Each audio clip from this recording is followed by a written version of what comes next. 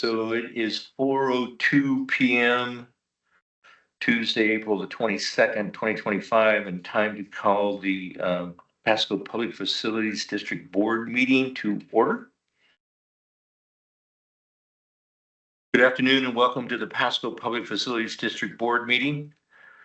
Agenda packets are available on the City of Pasco's website at www.pasco-wa.gov under the Public Facilities District Board webpage.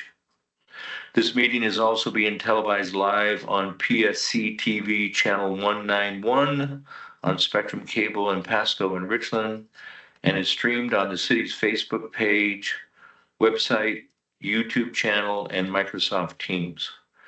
Lastly, the public may submit their comments and/or questions by contacting the Pasco Public Facilities District Executive Director or the Pasco City Clerk. Debbie, you go ahead. A roll call, Carolyn Bowdish. Leonard Dietrich. Yes. Marie Gillespie. Here. Spencer Gillette. Mark Morstadt. Here. Thanks. We have a quorum. Thank you.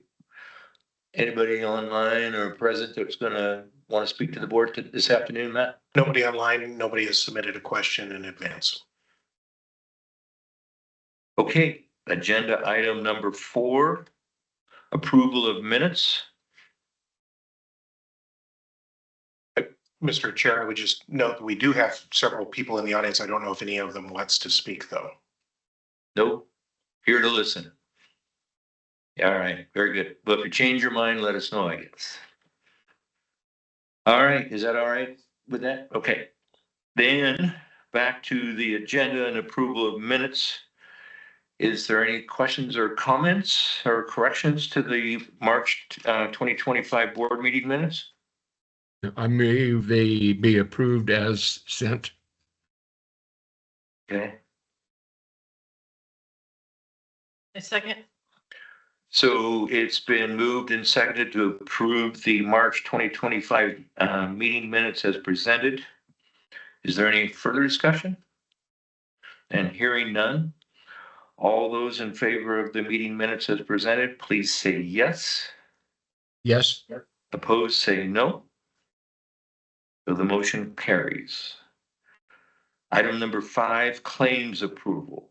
This is approval of the March 2025 claims in the amount of $474,734.85. And Veronica helps us with this. Please go ahead. Yes, included in your packet, you'll see a breakdown of the expenses for March to the total of $474,734.85. And that was for accounts payable. There was an additional $10,341.12. That was an internal transfer for the ILA between the city of Pasco and PPFD.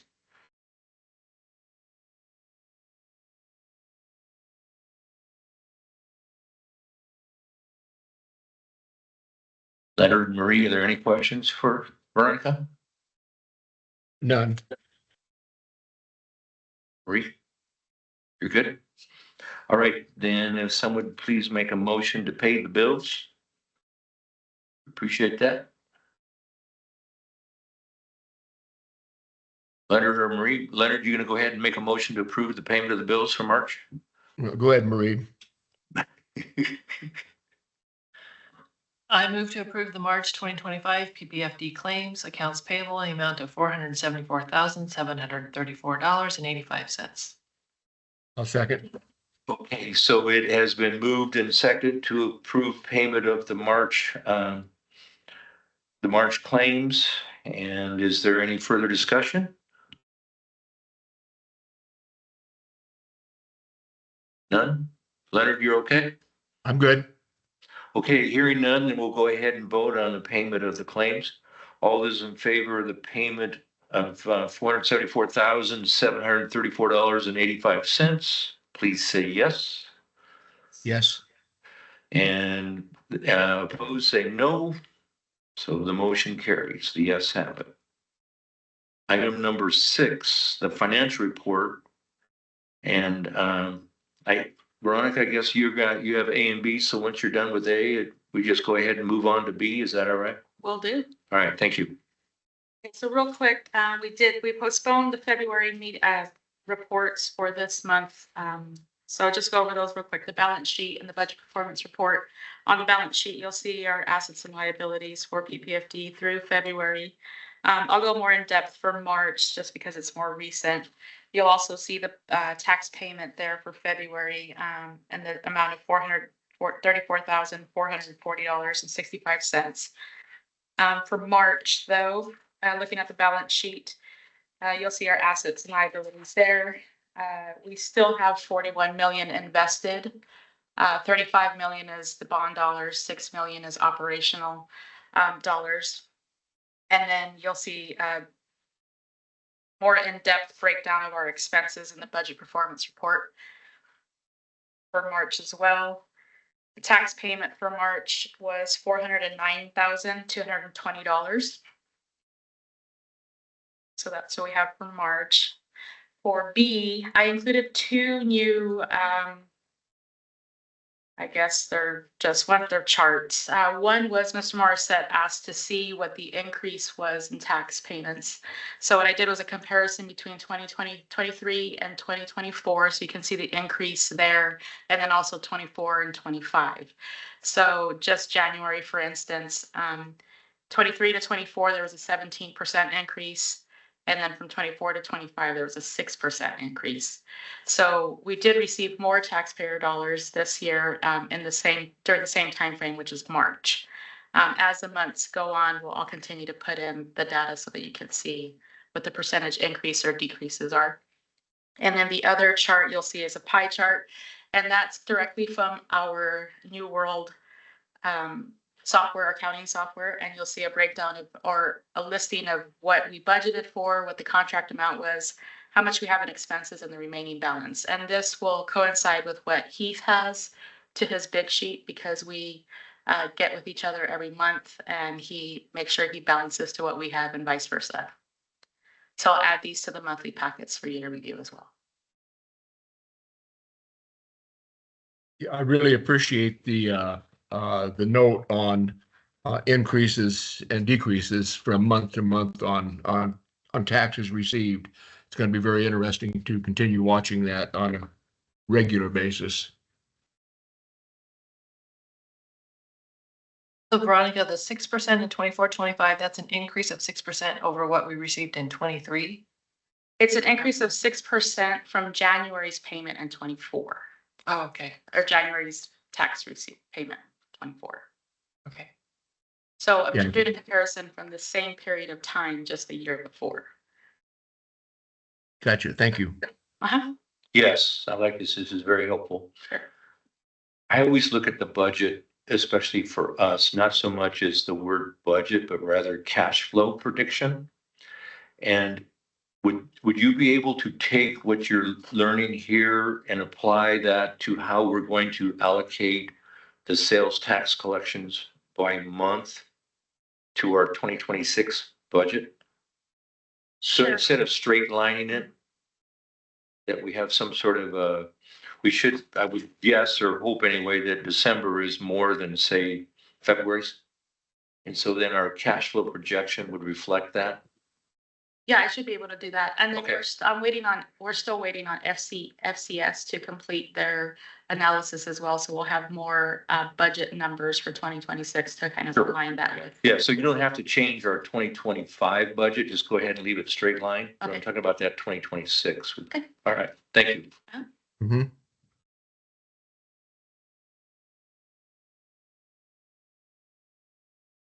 So one more question, Veronica.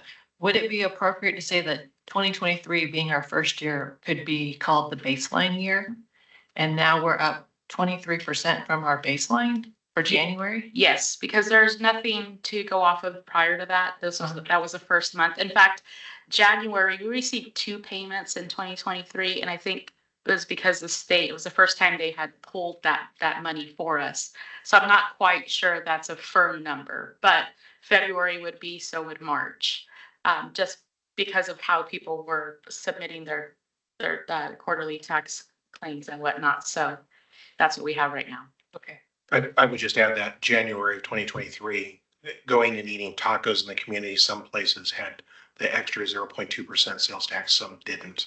And it seemed like January was about a month, and I get the impression the state didn't go back and try and recoup those things. So that's pretty much gone. But so January 2023 would be I'd affirm that soft number.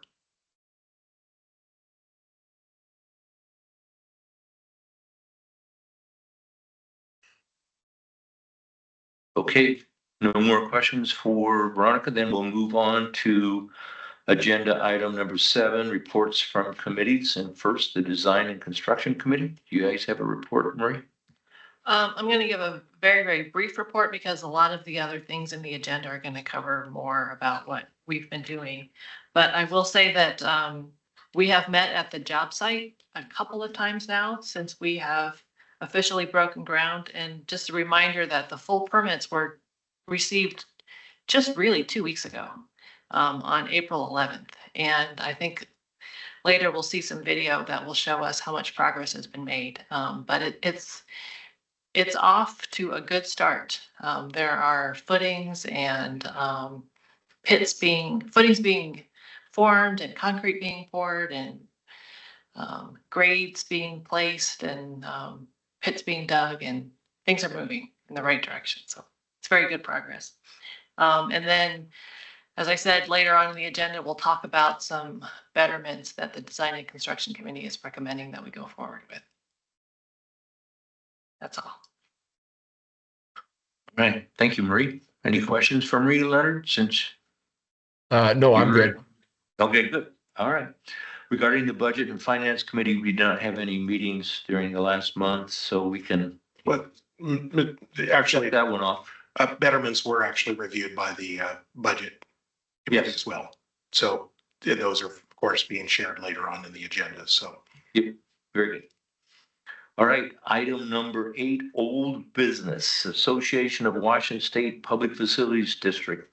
Matt Watkins. yeah, I'm going to bring this back up, and I purposely left the exact same language that was on last month's agenda, just in case you all do want to support this. But Mr. Ferguson and I talked a little bit, and you have a copy of an email. One of the questions that I got asked was the concern that if we do support this organization formally, would we be committed to being dues members? And then is there the possibility that dues that could increase substantially without our participation? And I thought I was going to be able to get a straight answer and say, no, you can endorse the bylaws and still be a volunteer member, a coalition of the willing. I didn't exactly get that language from the people working on the bylaws amendment. So I'm recommending that you don't actually endorse the resolution member representation, but I would also, this is also still remains a wonderful organization, and I think they will still pass the bylaws. But I would like to, I think it's important that PFD still remains affiliated in some way with this organization. And perhaps there's an opportunity to later on change the bylaws or amend them or clarify about the coalition of the willing principle. That was a concern that I know that Mr. Dietrich had in particular, and was thinking I was going to get again an answer that was contrary, but not. So that's why I'm did include that email. And I don't also running this by Eric, Ms. Ferguson, if he has some additional thoughts about where to possibly go from here, would be appreciative. Yeah, so yeah, just looking at the email stream, kind of back and forth, kind of really kind of gives the analysis. The endorsement of the bylaws and charter doesn't seem to be any kind of requirement. I think it lends support for the organization, but certainly not required. And the fact that it does seem a little, I guess, loose in terms of what the requirements are going to be for membership and bylaws. I think it seemed odd, quite frankly, if you were some kind of a charter member or some kind of already appointed governor of a nonprofit or something like that. It would, I guess, it could make sense, but it really just doesn't seem to have a whole lot of legal I guess, benefit to doing a resolution endorsing the bylaws and the charter. So anyway, with that being said, I think the best way is, as the executive director just said, is to move forward by supporting the organization with your payment and participation. I mean, it's just like any other organization. So, and quite frankly, without knowing exactly what the benefits of any kind of endorsement, passing a resolution, it seems more risky for the board, just because you don't know what, if any, potential consequences somebody might have against that organization, and then some kind of formal endorsement could potentially have some other issue that somebody could try to make something out of. So anyway, with that being said, I apologize. I think I misunderstood the executive director Watkins when we were speaking about this in the agenda review. I thought I didn't realize that we were still going to leave the option to go ahead and move forward with that with the motion in here for the resolution, but we would actually need to come back with the resolution and put it in the packet with the bylaws if that's something that the board wanted to do. So my apologies for not realizing that. The goal was to still give you that option, so I didn't pick that up. But yeah, today really is your option to, I guess, to not move forward with that. Eric, so I'm gonna try to ask you, is this a safe bet then? One time it was explained to me, when there's some sort of a legal action, that the plaintiff will invite everybody to the table, and then you have to get yourself out of a chair. So by not being part of the charter member of the organization, then that would protect us from not being invited down the road because we are charter members. Yeah, I think the analogy that we always utilize is the net, the fish in the net analogy of the plaintiff tries to scoop up as many fish as they can, and then it's your job to get out of the net and who's left. So I think this does, I don't see any direct risk, but there's certainly no reason, there doesn't appear to be any particular benefit to the PFD, the PPFD. So to go through and endorse these, but at the same time, there could be some potential connection to somebody trying to make some kind of issue out of a formal endorsement. So without knowing what that is, I just don't see the benefit to recommending that the board move forward with this, especially not knowing what direction that board may take. Okay, but then this would not prevent us from attending any of their functions, or? I'm hopeful it wouldn't. I would certainly, though, if we didn't endorse it, that could become a question. I would want to, and hope the board, that we would still participate, because we do have a lot of PFDs in the state that are friends, have similar missions, and there is a interest in a coalition. I think there would be an opportunity to clarify that question at the next meeting that I believe would be this summer, and ask that question again. Yeah, the one thing that they do say in the email, and that's, I would just highlight on page 1 of the email exchange down at the bottom there, where it says, so this is from Ryan, I guess, Lau, with Edmonds Public Facilities District as a board member. He says, endorsement by all PFDs is not necessary to the formation of the underlying nonprofit, nor is endorsement necessary for your PFD to participate. We thought endorsement would be helpful for visibility in the formation of the nonprofit, particularly given significant confusion as to the legal status of the current unincorporated association. So, yeah, that seems too ambiguous to move forward and to take some very specific concrete action, such as a resolution to endorse this without understanding what helpful for visibility in the formation of the nonprofit really means. And then, excuse me, and then not taking any action, it would not prevent us from any of our own individual lobbying efforts or joining with anybody else in any lobbying efforts. Not that I can't think of any way that would be prohibited. Leonard, is there anything you want to add to the discussion? Yeah, no, I agree with the direction that it's headed. And if we just, we do two things. They've asked us to okay the color of the building, but we don't know what the building is going to be painted yet. And then if we just leave it alone, it'll die on its own. And then we'll have an opportunity later down the road, if indeed we find out what color the building is going to be and we agree with it. Well, I think the discussion of the empty chairs and the fishnet and the color, this has been very helpful. Well, we just got to stay in the groove. Okay. Yes, and Debbie, you'll put that in the minutes, won't you? Yeah, there you go. So then at this point, do we just not, do we have to make any kind of a motion or vote it down, or we just skip this item and go to number 9? No, I think you've resolved any questions about what nobody wanted to move forward with it, and nobody made a motion, so it It just stops. Yeah, it goes on to the next agenda item. And I would just affirm with our clerk administratively, that particular resolution would be voided. Okay. Okay. Item number 9, new business.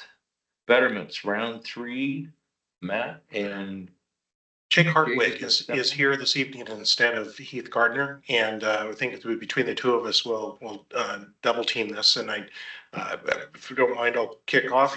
And we have gotten into a routine of where we have been experiencing. Of course, we've had a baseline, a guaranteed maximum price. We've had opportunity of as we progress into this project to add some betterments to this project. What's in front of you is what we call round 3 for betterments. It's been reviewed. When I included the packet, it said TBD for budget and finance, but I would note they recommended approval as well. This particular round of betterments isn't the traditional amenity that is like a slide or something cool. It's more related to reducing litigation risk or security, or improving operations and management costs. And I would note that I have included a sheet that shows both the specific betterments that are round 3 that total about $220,000, $221. There likely is another page on the backside that shows what would be follow on from that activity. And I would ask Jake to explain our betterments of 32 A's, B's, and various letters and what they mean for this recommendation.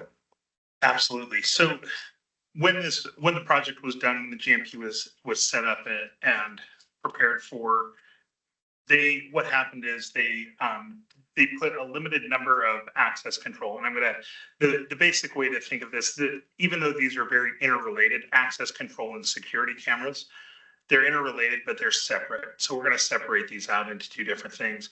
There was access control that was there for the main doors and things like that. As we got into this, and as we talked to the city of Pasco about how they would operate this building and things that would make this more user-friendly and more able to be used, access control on the actual doors was one of the things that came up. By adding access control to doors, they're able to do things, they're able to better secure it without having to have physical keys out in the community.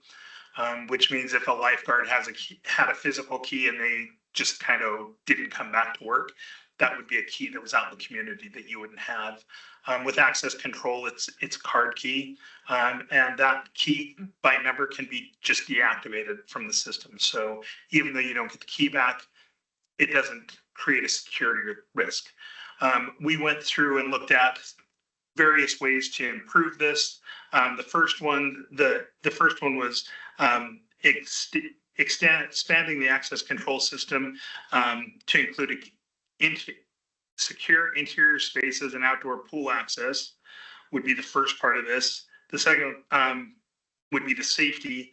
And the final is rough in only. So this is in 3 different phases. So we could either rough it in, and then there's a bigger package, and then there's the whole facility basically is what it is. With doors, with access control doors, because hardware is very sensitive, the door hardware itself, just roughing this in would not be our recommendation, because by the time you got back to those doors, that the hardware for those doors would be much more expensive. You may have to replace parts of the doors. It would become far more cost prohibitive to do that at that point. So the best way to do this, and the money is there for it, the contingency is there for it, would be within this 221,000 would be to put the full access control system in this. One of the other things that this gives us is it gives the ability to lock down the facility. If something happens, the entire facility could be locked down, and which means no access to anyone kind of to enter at that point, which is becoming a more and more important thing in our society, unfortunately. So that's the access control. The security cameras are a little bit different. Again, there are security cameras that were involved in this that were contemplated at the beginning. As we've talked more with the city of Pasco and those who are going to be operating it, we've discussed expanding the amount of cameras.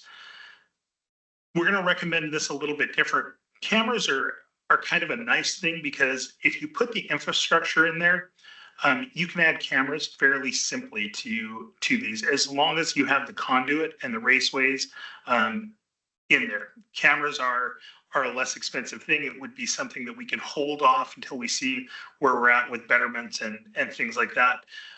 As of right now, we're just finding out the issues that we're running into.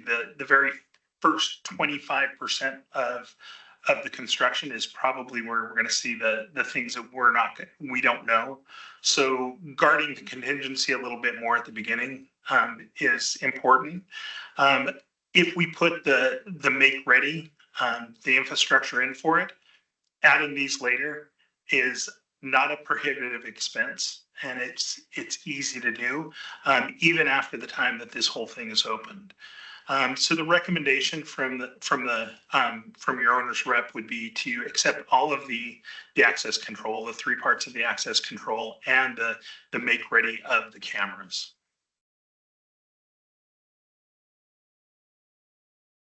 And if it's also helpful, I know that Jesse has shared with at least one of the committees the importance of cameras in particular, and then also the principle of access control. And if Jesse, if you would perhaps highlight some of the things that would buy us from a ease of management and or reduced risk perspective, I think that would be helpful. So, hey, Jake, for items 37D, E, F, and G, it just mentions these other locations. Is that to be decided exactly? Exactly. There's actually a map. They have maps, and we can provide these. I don't know that if he's provided the maps, where the access control, and then we can provide these for you. They've been drawn up. But what I provided is a summary sheet of 37B through H. It's important to know that's not under for consideration today. Just wanted to give you a heads up, though, that when the cameras do need to be purchased, it would look something like this. Correct. And Marie, the Design and Construction Committee does support adoption of this motion. Yeah, and I can elaborate on that a little bit. I was honestly very reluctant to approve this expense because this is not something that is going to make the facility more fun. And it's not something that's going to bring in more revenue. It's not going to sell more tickets. But I do understand the need for better access control and not having to have physical keys. I think that would be a nightmare to try and manage. And we can rough in the wiring and things for the cameras now, and then as we go along through construction, as we reduce risk and feel more comfortable releasing a little bit more contingency, we can add those cameras later, or they could be added after we even go operational.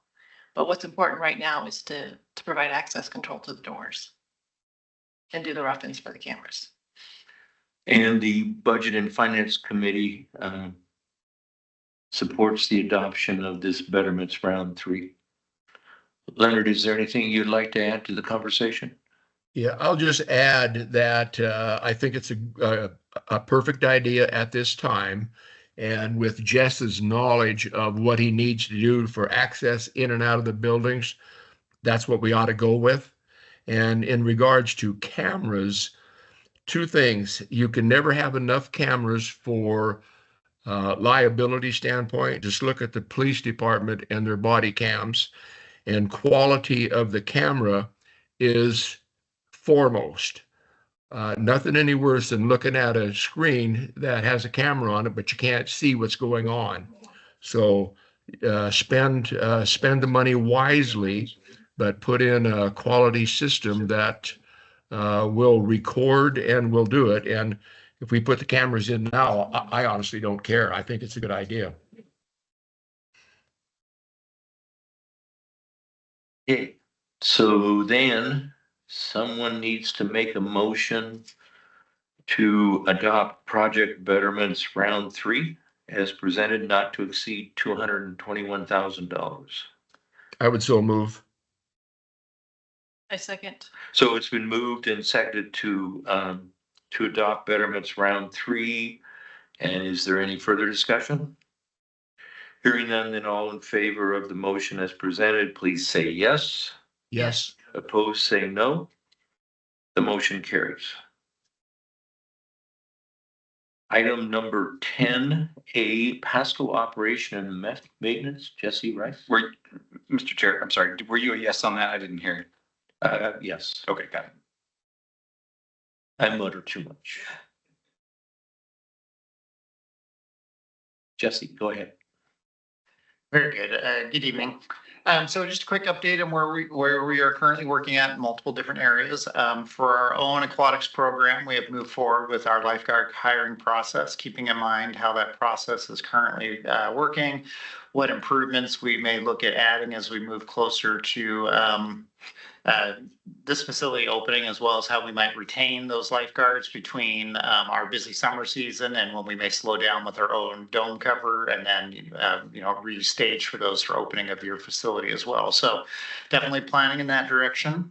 We're also working with some of the other regional aquatics facilities, including City of Hermiston, who their aquatics manager will be here on Friday to work with our staff to kind of review our current operation and policies, some of our safety plans, as well as take an initial look at the design of this facility so that they and hopefully some other aquatics managers can help us design policies and procedures to help safely run this facility as well. And then I think last I can add, as Veronica mentioned earlier, we continue to work with the company that we hired to do the study, the administrative cost study, and have provided information to them, as well as some of our own information from some of our local contractors, like our building maintenance contractor, for what like monthly window cleaning service might be, to make sure those windows stay nice and clean and watermark free, to see that view everybody's going to be impressed with. As well as they are taking a dive into what the retail tax prediction looks like as well. So I think, as Veronica mentioned, we'll have some additional information to help back your information on that as well, and maybe make you feel more comfortable with the decisions that you're making with, as we go forward. So I think those are the three things currently working on. Any questions related to any of those, or anything else that I can answer? Leonard, Marie? No, I anything? think you're going in the right direction. That's good. When is the admin cost study going to be complete? I believe it was the last, I want to say it was May 31st or May 30th, but it was near the end of May. And we are meeting regularly with them, so I know they are making progress, but nothing's been returned as of yet.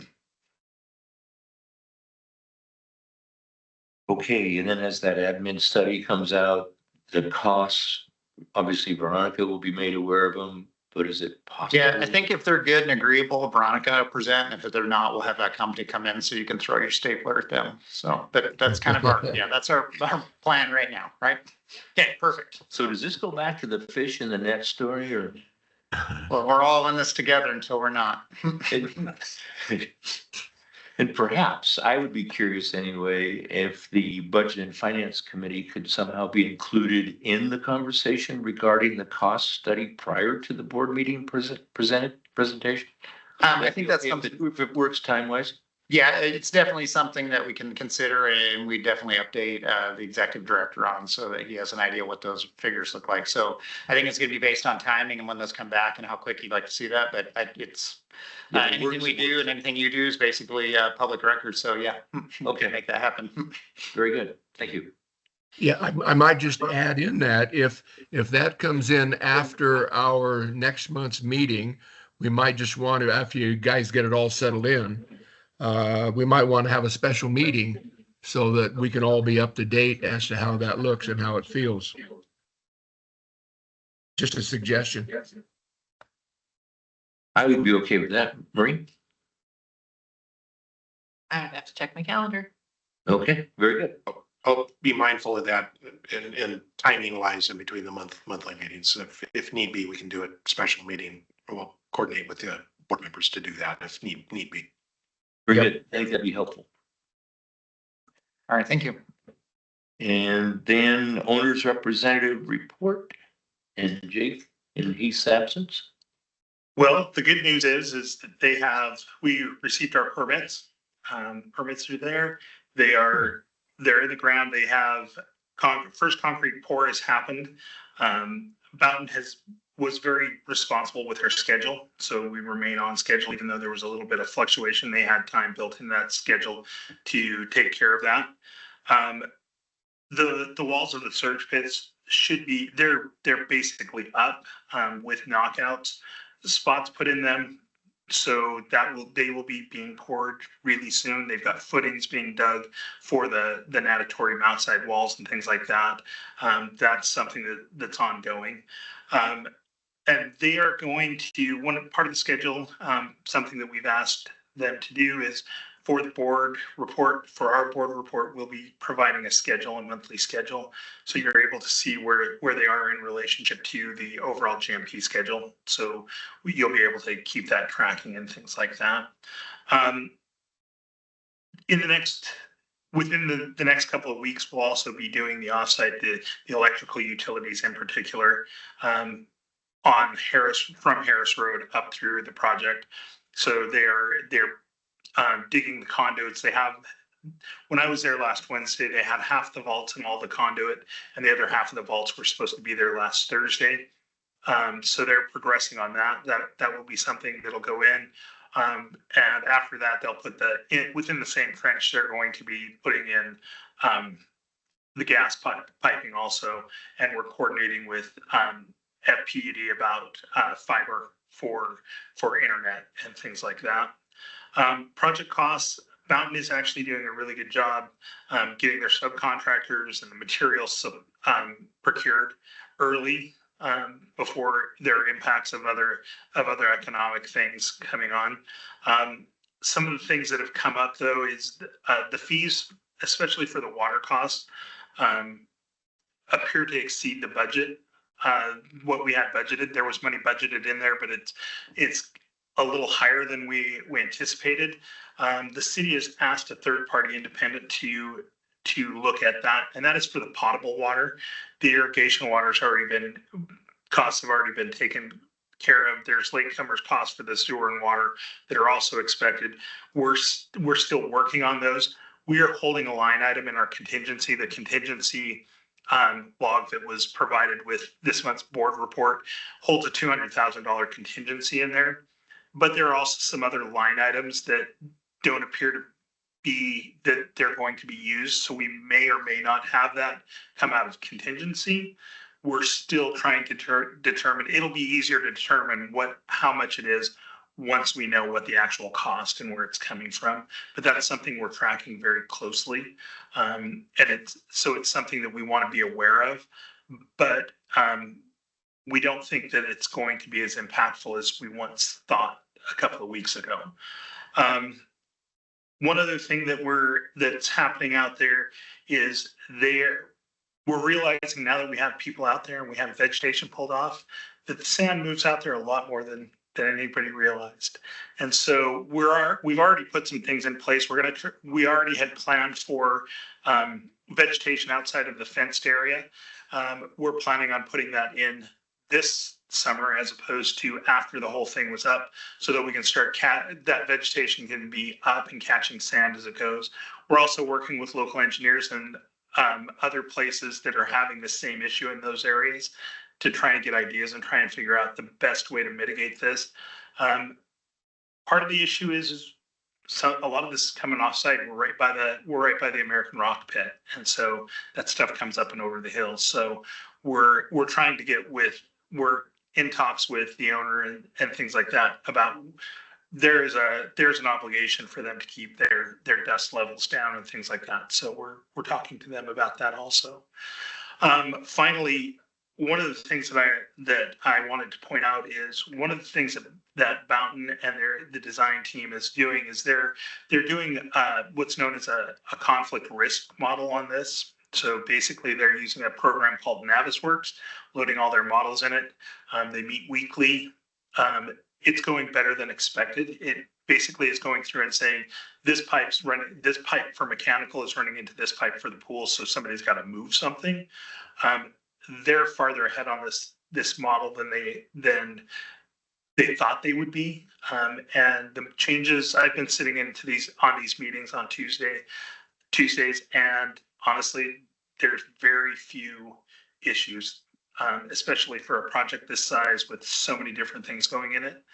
It's been very impressive. So they're really, one of the nice things about that saves contingency money in and of itself, because if you figure it out before you try and put something in, it's a whole lot cheaper than somebody trying to put something in saying, this is in my way now. So they're really doing a good job in making sure that things are being taken care of, and that they're being good stewards of the funds that are provided by the community. So then, Jake, regarding the blowing sand, then it was probably very helpful that we chose to be the furthest west. Well, yeah, it's except for the fact that we're right by American Rock, and that's where all that dust comes up out of. So it comes up over the hill there. Yeah, that's where it's coming from. So unfortunately, it will be better. The more people that are out there building, and the more landscaping, the more things like that are put in, will improve it. But there was a school, and I'm not sure which school up there. They showed us pictures of like the ball fields and stuff like that, and how it was piled up on these benches, and it was sloped up almost to the top of the benches, and they were like 18 inches off the ground, 2 feet off the ground, and it just doomed there. The thing that did show us, though, is the vegetation knocks it out the best. Say that again, please. The vegetation knocks the sand down the best. They have silt fences and things like that right now around the site to keep it out of things, but it's going to be an issue that needs to be dealt with, and vegetation is probably the best way to deal with it. Well, that'll be interesting to see how that unfolds. We are continuing to work on it, and we'll make sure that we keep everybody up to date on how it's being dealt with. Maybe someday we can bottle and market that and what we learn. Huh? Exactly. I asked if we could sell the sand back to American Rock, and nobody liked that idea. No, but don't give up, Marie. Well, I mean, they're selling it to other people. I don't know why it's not selling. Yeah. Could you speak a little bit more about the risk modeling? Or, I don't understand. Are you saying they're putting the drawings into like a 3D program? So what they're doing is they're putting all of the models into a program called Navisworks. What it does is it takes all they for the most part use a model called Revit to do their parametric modeling. And Revit has the ability to find conflicts in it. Navisworks is just a program that's by the same company, Autodesk, that's designed specifically to take these models and to find the conflicts even better. And so it will be actually something that they'll provide to us when some model is fully done. We'll have access to that model, so we can actually go through and look at it. We won't be, there's a free viewer that we can download, that anybody can download, and they can review this model and see where things are. It does a lot of things. It tells you like what all the parts are, and depending on how they've done their level of design and in their model, it can do a lot. It's something when I was an architect, and especially when I was a BIM coordinator in Arizona, we used it a lot. It was something that we used pretty extensively, and they're doing a good job with it. So humor me for another 2 or 3 minutes. I'm geeking out a little bit. Okay. So you're taking the NAC drawings and the contractors then making their shop drawings and putting that into Navisworks and looking, so different contractors. So it'll be NAC's model, but they're able to use like the structural uses a different model than Revit. Revit doesn't have the capability to put the structure, but this will put the structural model into the Revit model. in a better, more efficient way, a more full way. The piping models, things like that, things that aren't necessarily not as clear in the Revit model are put in there. The pool models, all of that stuff is added to it. And it's something that they can put together. And once it gets all assembled, they actually have Apollo do it, because Apollo is one of the better groups around to do this kind of stuff. General contractors usually do this, and they use it for phasing. There's a lot of different ways this is used, but coordination and conflict resolution, finding out where the conflicts are the main ones. And so yeah, it's a pretty, in the building industry with BIM and stuff like that, depending on the size of the project, it's pretty big. The company that like I said, I worked for a company called M3, and they did mines and stuff. So it was structural and piping and mechanical and all these things going together. And that's where I first used it 15 years ago. So. Okay, I'd be curious to see what that looks like in the process of getting from the knack drawings into this model. That's what I'm curious about. I can get you some stuff on it. I can get you their model as soon as they provide the model. We'll have it all set up. And next time we do a design and construction committee, I'll talk to you, but I'll come to that and we can go through it there in more depth, and I'll send you some stuff on it before then, if that's okay. Thank you. Sure. Ultimately then, Jake, will this help with the work that's being done now? Yes. And this modeling, it'll help with the repair and replacement costs down the road? It can. Like I said, it kind of depends on what kind of information is put into it. It can be something, I need to look at the contract to see if they're required to provide that at the end of this. A BIM model is a building information model, is what that means. The way that's used in the industry, if you go to the highest levels, they're doing like whatever paint colors on this wall, and they have a code number, and they do life cycles on it. But that's typically, I'll be honest, it's federal government's probably the only place that I've seen that uses it to that level. Most of this is making sure, like, this is like later on, this is where this valve is. If you have to go find a valve and you can't find it anywhere, this should replace your red lines in some ways with that. But I need to get into the contract and make sure that I know that Revit modeling was required. I need to find out what their requirement for providing this to us would be. Like I said, I think if they do provide it, it will be it'll be a model that's not able to be edited. It'll be just something that we can get in there. It'll be an information only model. So you're saying that perhaps could be provided to the city? Mm-hmm. So when I'm trying to find the where the pipe goes in my yard, this mapping will help with that? Well, in this building, within the building. Right. Yeah. Yeah, it'll show where it's at. They're pretty accurate with where it's at. If you and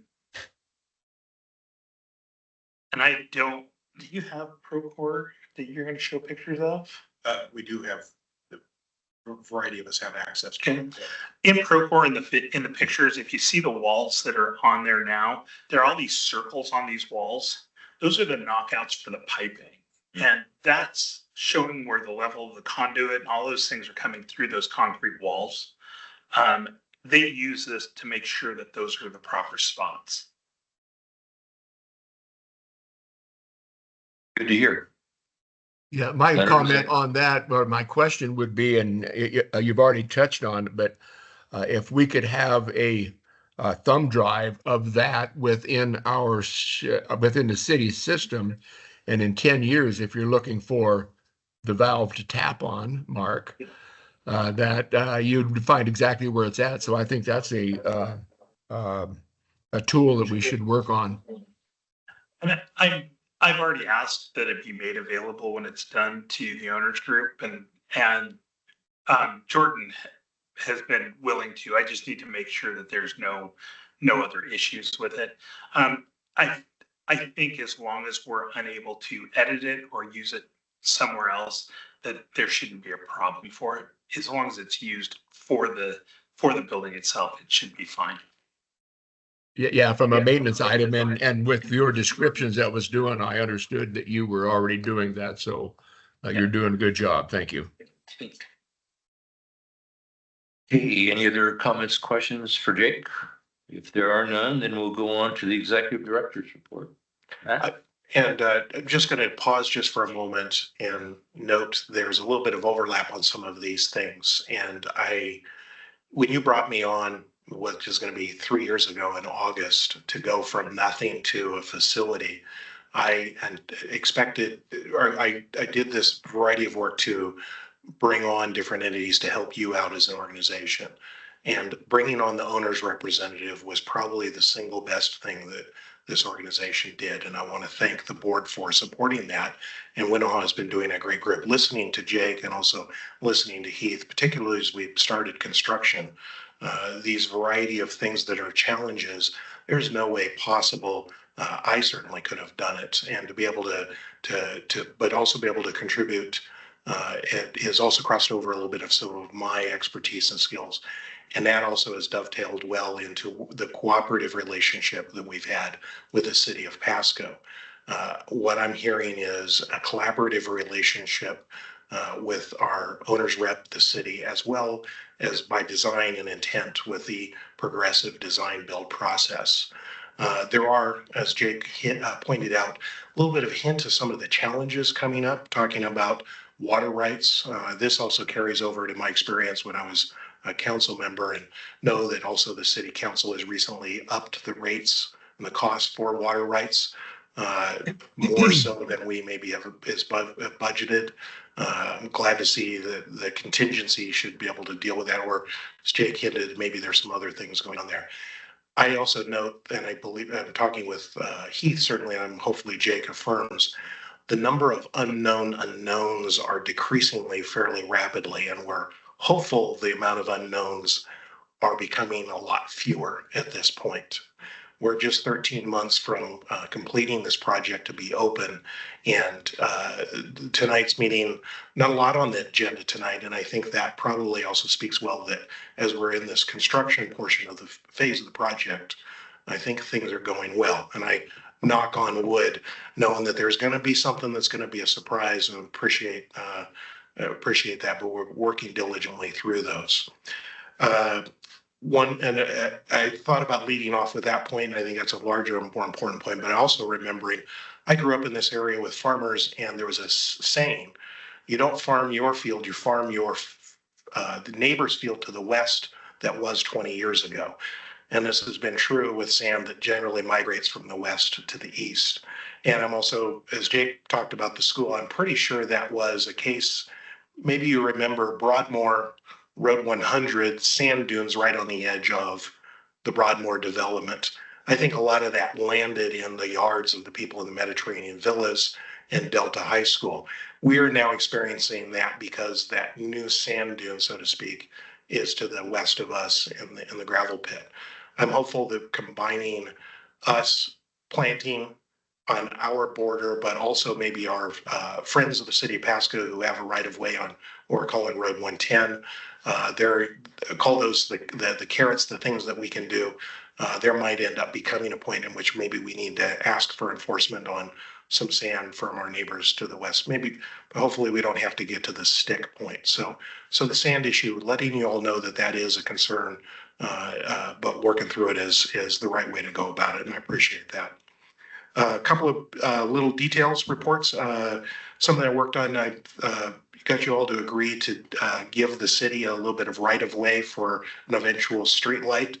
I come and said it would cost us $10. Well, turns out it cost us $326 and took about 2 months to do, but I believe that's complete. The city now has right of way for the street light. Also, again, being a facilitator of some things, very helpful. As construction's happening, we have 13 acres with a fence around it, but there are probably some folks that are going to be walking by the site and thinking what kind of valuable things might be out there. Captain Roski with the police department and Lieutenant Decker and several other officers helped us out, actually came out to the site last week, gave some suggestions on how we might be able to improve our security posture.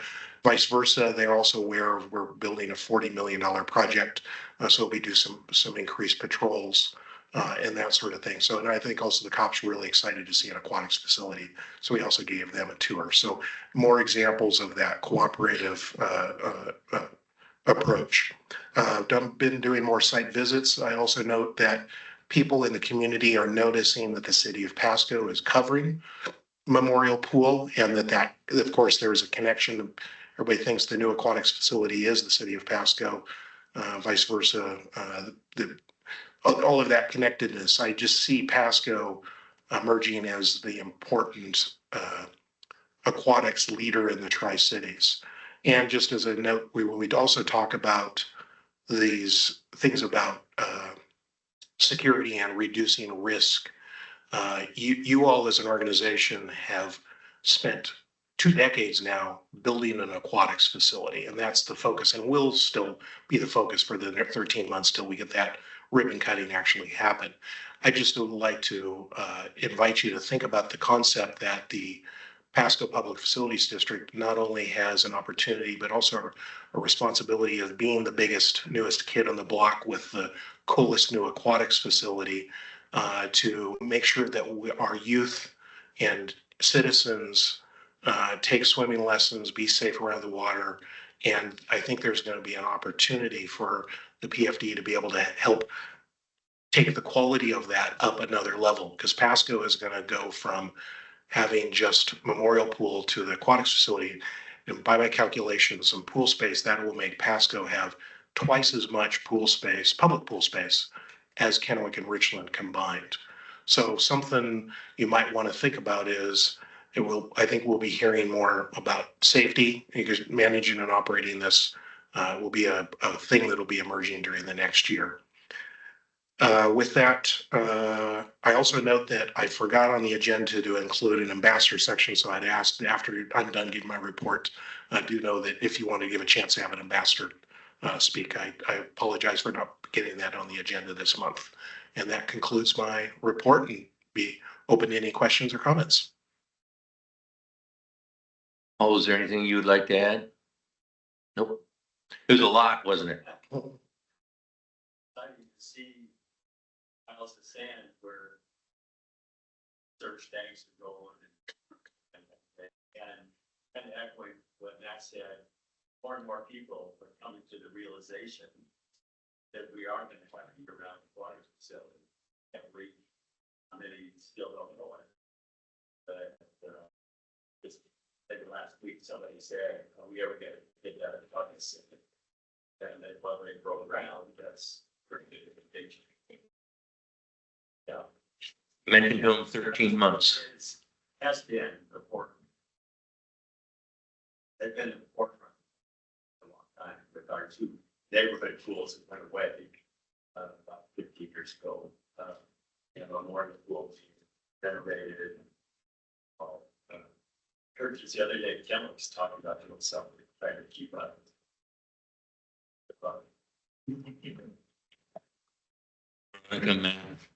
And Jake and Jesse and Eric, this was a meeting of an awful lot of substance that we heard. And I think that's one of the very nice things about these meetings, that they are presented to the public. And they're also recorded, so that hopefully people will get a chance to listen to all these reports, and sincerely appreciate it. Thank you. Any other questions or comments? Leonard, Marie, none? Okay. Hearing none, and our next board meeting is going to be Tuesday, May the 20th, right here at 4 p.m. And we're not going into any executive session. Okay, with that in mind, then it is 5:01. And our Public Facilities District Board meeting is adjourned. Thank you very much.